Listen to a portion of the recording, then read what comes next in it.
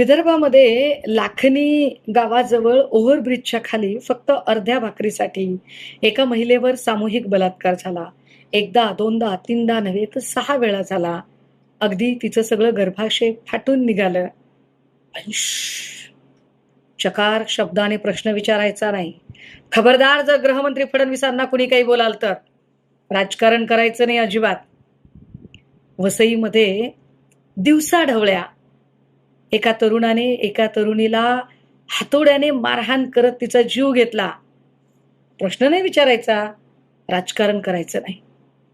येरवड्यामध्ये working woman असलेल्या स्त्रीला ऑफिसमधून खाली उतरताना एका माणसाने भर रस्त्यात भुसकून मारले. पाक कायद्याची ऐशी की तैशी. खबरदार, जर फडणवीसांना कोणी प्रश्न विचाराल तर राजकारण करताय का तुम्ही? अजिबात राजकारण करायचं नाही.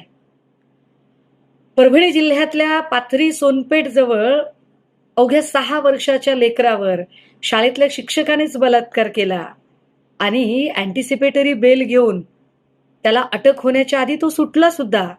पण राजकारण करताय? अजिबात राजकारण करायचं नाही आणि फडणवीसांना कोणी प्रश्न विचारायचे नाही. बदलापूरमध्ये आपटे नावाच्या माणसाच्या संस्थेमध्ये गैरप्रकार घडले. एका चिमुरडीवर अत्याचार झाले.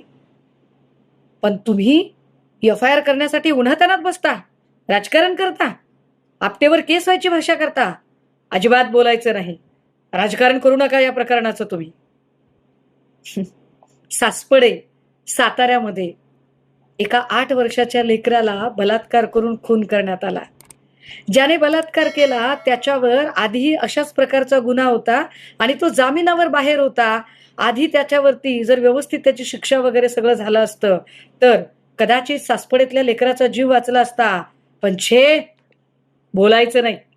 राजकारण करता, प्रश्न विचारता म्हणजे काय? नसरापूरमध्ये 4 वर्षाच्या चिमुरड्या लेकराला अत्याचार करून त्याचा निर्घृण खून करून ठेचून ठेचून मारून त्याला शेणात पुरून ठेवलं गेलं. पण फडणवीसांना कोणी चकार शब्द बोलायचा नाही. अजिबात गृहमंत्र्यांना प्रश्न विचारायचे नाही. राजकारण करता? गृहमंत्र्यांना प्रश्न विचारणं म्हणजे राजकारण असतं. गृहमंत्र्यांना कुणीही प्रश्न विचारायचे नसतात. एक वेळ ब्रह्मदेव चुकेल पण गृहमंत्री अजिबात चुकू शकत नाहीत. अहो, गृहमंत्री म्हणजे कोण? गृहमंत्र्यांच्या बद्दल अशा पद्धतीने बोलणं म्हणजे राजकारण करणं आहे. घोर महापाप आहे. तुमच्या लेकरा बाळांचं काहीही झालं तरी गृहमंत्र्यांना फडणवीसांना कुणीही प्रश्न विचारायचे नाही, कारण गृहमंत्री व्यस्त आहे.